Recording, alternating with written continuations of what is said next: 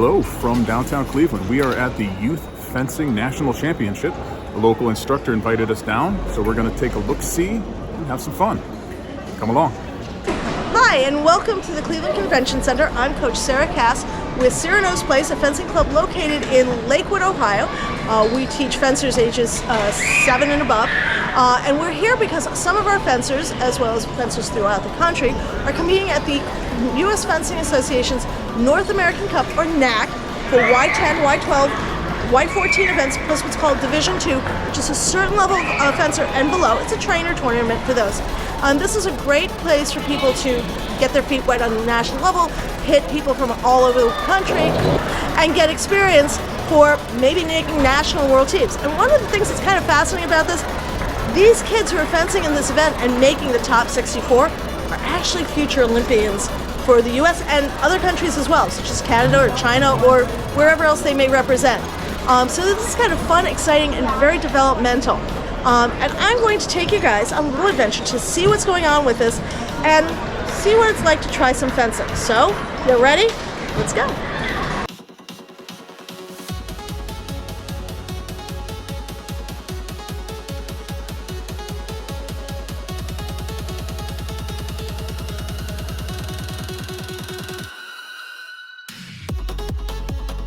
Welcome to the Fencers of Cyrano's Place. Go ahead and introduce yourselves, gang. I'm Archer. I'm Declan. Okay, so question, gang. Why have you decided to fence? What do you like about it? Why don't you start? I just like stabbing people with swords. And how old are you now? 8. 8 and stabbing people with swords. I just need to make sure we got that on there. Excellent. Basically the same reason as him. I'm 10. Stabbing and 10. Right on. Clevelanders. Excellent. Well, but and it's your baby brother, so. Yes. And Declan, who's also going to be fencing this weekend. Yep. Stabbing people, Declan? No, I like the strategy and the logistics of the game, and I'm 13, and it's just a really fun experience I love getting into. Guys, Declan just elevated that. He just elevated that And from what stabbing weapon do you people. fence, Declan? I fence epee. We're sorry. No. see, Declan, if you'll notice, stand up tall, please, sir. Is kind of on the, well, not so short side. And tall is an advantage in epee.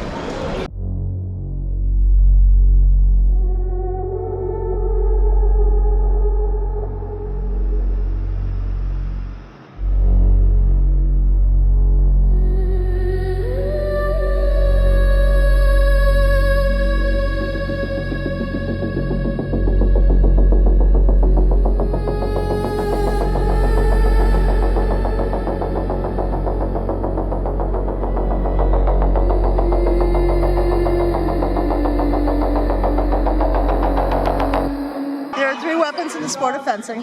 This is saber. Saber, the target area is from the waist up. You can see it from the lame, that there's a line. The lame is the metallic vest. They have to hit with the edge of the blade. They can also hit with the blade. There's something called right of way, which has to do with who's attacking versus defending and controlling the action and stuff.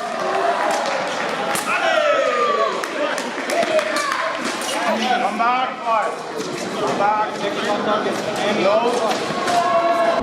My name is Aki Spencer-Eel. I'm a saber fencer, and I've been fencing for many, many, many years.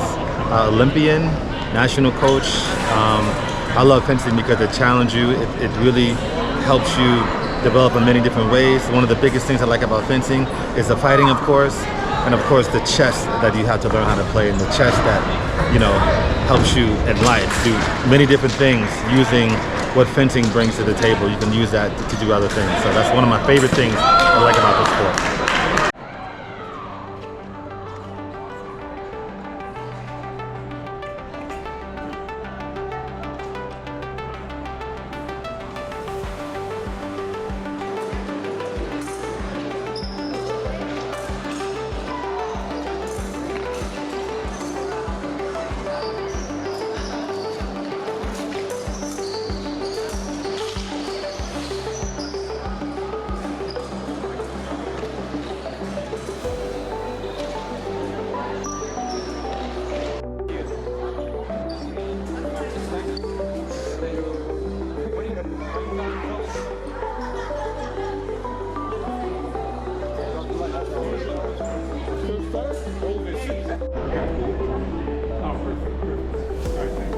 So, in fencing, we have three disciplines: the foil, the épée, and the saber. The foil target area is limited to the torso, think vital organs. You hit with the point, and we also have something called, you hit with the point, we have something also called right of way.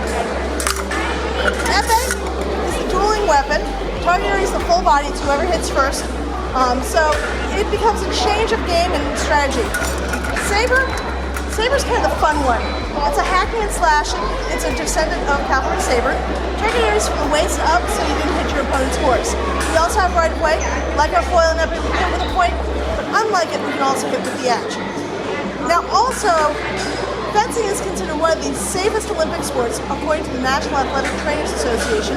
Swimming is more dangerous, you could drown. I've never heard of a fencer drowning while fencing. Statistically speaking, there are more deaths in Little League Baseball in a period of 1 to 2 years in the state of Ohio compared to internationally with fencing over about 15-20 years. So yeah, there's almost like no deaths, no concussions. And we've recently done a study with U.S. Fencing to see that, yeah, fencing really is an incredibly safe sport.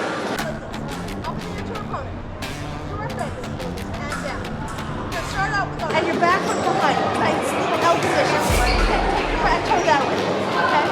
So now we're ready. So again, up there. Oh, to our opponent. Face down. Look up at the mat. And let the stabbing begin. So, now we're going to take a front foot. Step so our feet are shoulder width. Right. Bend your elbow. Bend this elbow. I don't care about that. Elbow bend, down. Okay. Now. Hi everybody, my name is Marek Stepi, I'm Olympian. I compete in Olympics game Barcelona 1992. I compete also in World Championships, Veterans World Championships for Poland and United States. I fence about 50 years. I love fencing, now even more than I start fencing. Fencing is a wonderful sport which gives me the best experience in my life, and now I'm coaching. I would like to send all my information to my students and passing all the best knowledge. And recently I'm in a Hargrave Military Academy in Virginia, and this is my first year trying building one of the best school program in this country. And also I work for Cambridge University in England for about 6 years, and I work at the University of Notre Dame about 5 years. And I would like to encourage everybody to start fencing, wonderful sport.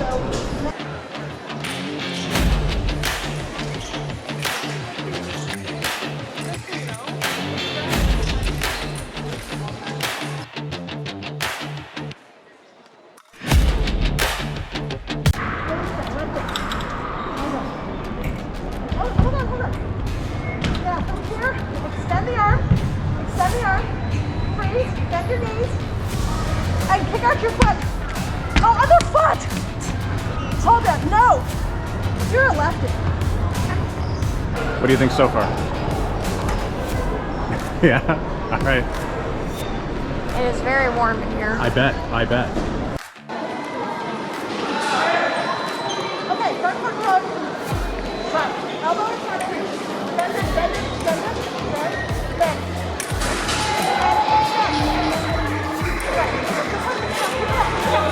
Not that high, just do this. Like this. Feel what I'm doing. That's it. So feel where I'm taking you. Right there. Bend the elbow. Okay, so this is Ted. Ted's both my assistant coach and a national armor. Tell him what you do there and how'd you get started in fencing. How did I get started in fencing? I was going to community college, and it was the only class that fit my schedule, and I needed the extra physical education course. So that's how it started, and that was 1974 I started. So I fenced up through the 80s, Then did the old thing, got married, had a kid, got a job, went through that. And when I retired, I went back to my old coach and let me come back. I started fencing again. And slowly everybody needed their equipment repaired. I started doing that. Then Sarah decides, I need somebody to help in the Armory. So I met Mike Reynolds and he got me started in it. And from there it's just snowballs. You know, I'll be out next weekend at another tournament as an armorer. It's fun. If you get the right group of people, you know, everybody's very informative. They're helping each other out all the time. You run into some quirky little problems occasionally. Oh, don't talk about me that way. Well, yeah, that's right. I did say small problems or little problems. So, but yeah. So that's how it got started, and you know, I'll keep doing it for a while. And I still fence in the vets. So.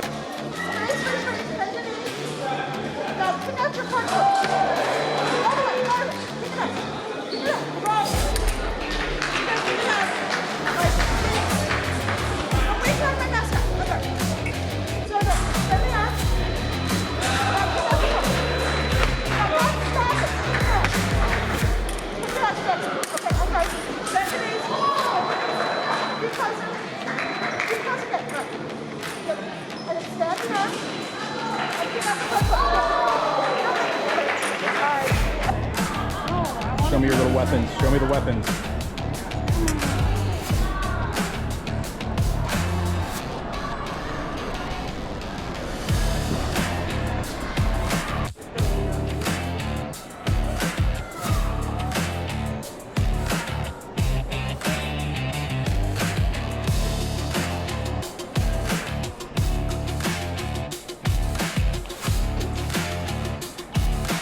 So let me introduce to you my friend Julie Seal, fencer extraordinary, veteran world champion in not one but two weapons. How many times now? 7. Only. You're slacking. Only 7. You're slacking. I gotta, yeah. This year, if I get all 4, then I could be 10. For what? For both the team and the individual? Team, foil individual, and yeah. foil and for your foil and saber. You're not doing. I know. Yeah, the saber starts sneezing. I'm like, there's not an epais in the room. Yeah, I'm not into it. You're not into it. For tall people. We're short. We're like, what? Who's tall? So much. Yeah, if I take my heels off, then maybe. Are you over 5'1"? Oh God! Oh, wow. I'm shorter than. Wow. Yeah, Julie is like one of the fencing fashionistas in the sport, big time. I could never. Okay, so question: how'd you get started in fencing? Clogging class was full. At college, there were a lot of cute boys in clogging class. You know, like, I mean, good looking. And I tried to get in. Clogging. It was full. It's all right. It turns out later I found out they were all gay. So none of them were going to be available to me. But they were super good looking. I always thought that clogging was a straight man's pastime. It seems like it, right? I was totally shocked. Yeah. So how did you find the fencing? It was the only class left open. But when I went in, the instructor was in his, you know, everything very buttoned up. He had like long socks and, you know, all of this stuff on, and he was a good-looking guy. And star by attrition. I mean, yeah, and he had all of the weapons. He'd like had, I don't know, 30 weapons laid out in front of him, and I was just love. I just loved it at first sight. So the bloodlust kicked in immediately. I was super sexy. Bloodlust or the all of that. All of that. She's just weird, please don't.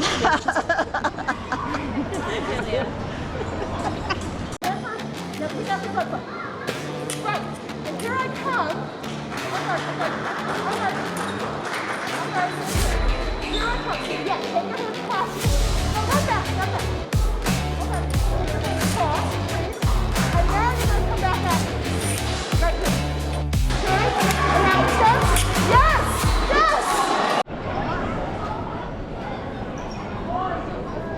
See, I'm not tall enough to reach.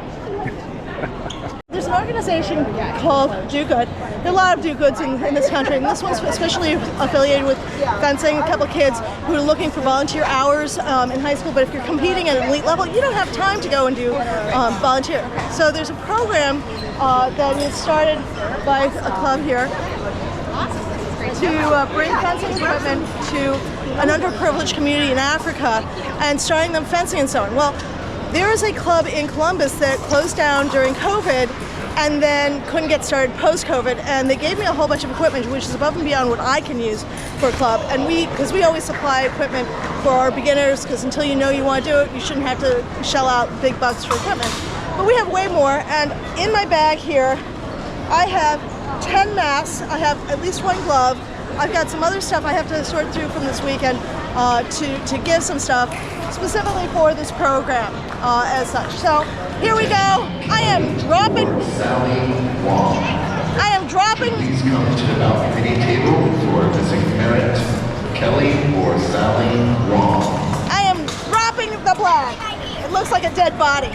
Well, we want to thank you for all of your donations for helping the refugee camp in Kenya.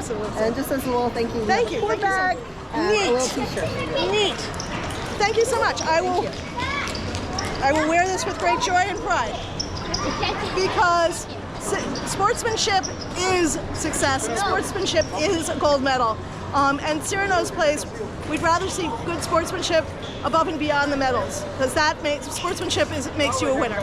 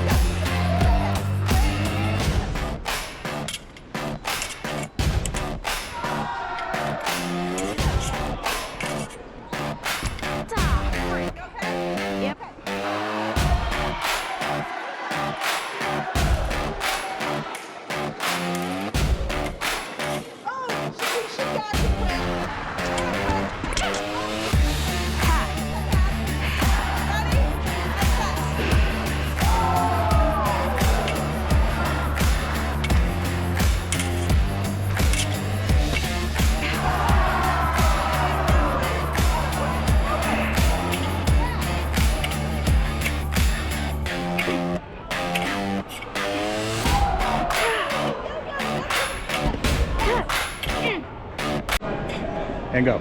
Alright. It's not that bad. It's a little hard, but it's fun. What part's fun? What's the fun part of it? Probably the stabbing part.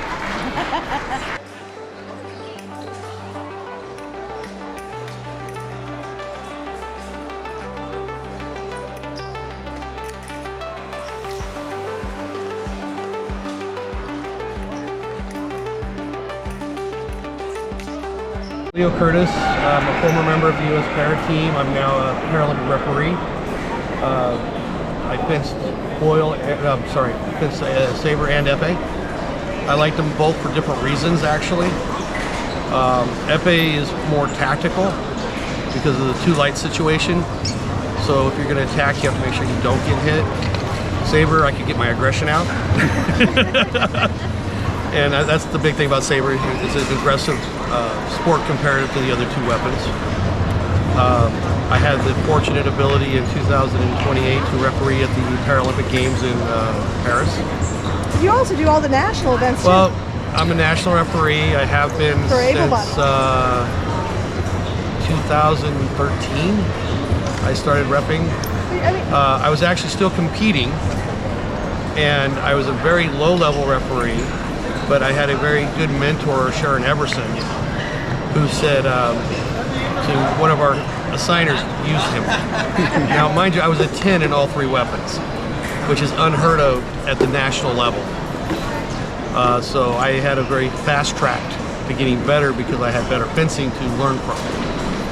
And now I'm mentoring junior referees at the national level for able-bodied. I'm mentoring referees, getting them ready to take their world tests to become international para-referees, and work regional events, probably rep 35 to 40 weekends a year. So pretty much full-time job since retiring from the Army.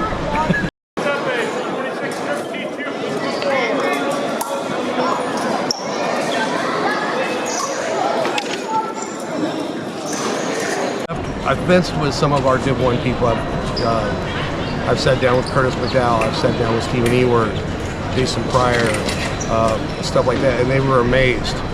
You know, I sat down with Ivan Lee and Saber, and they just couldn't believe the speed that we have and the point control we have.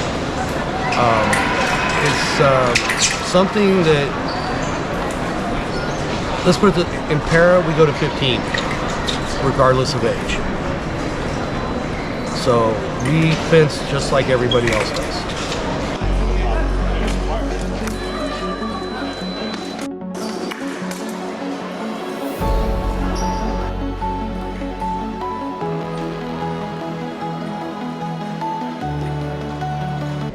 My name is Nigel Copeland. I've been fencing for 12 years, and I fence foil.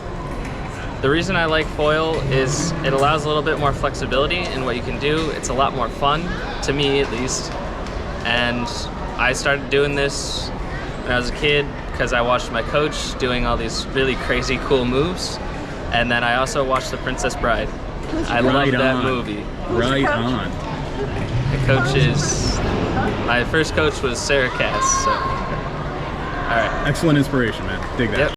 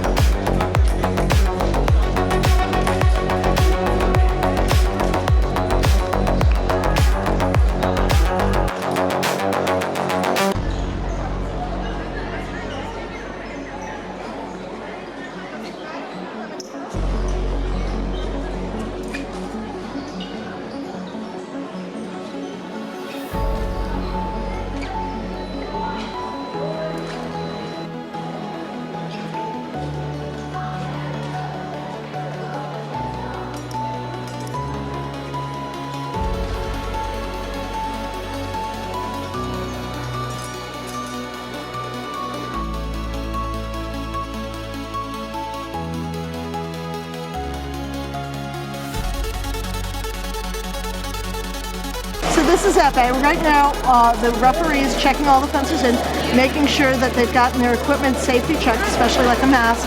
You need to make sure that a mask can withstand a certain amount of pressure, so like a blade's not going to go through it. And making sure the electronic stuff is going to work so there's less versus more issue on strip. Now, FA target area is the full body. It's whoever hits first. So it's the easiest weapon for spectators to watch because you either hit or you don't hit. End of statement. We don't care.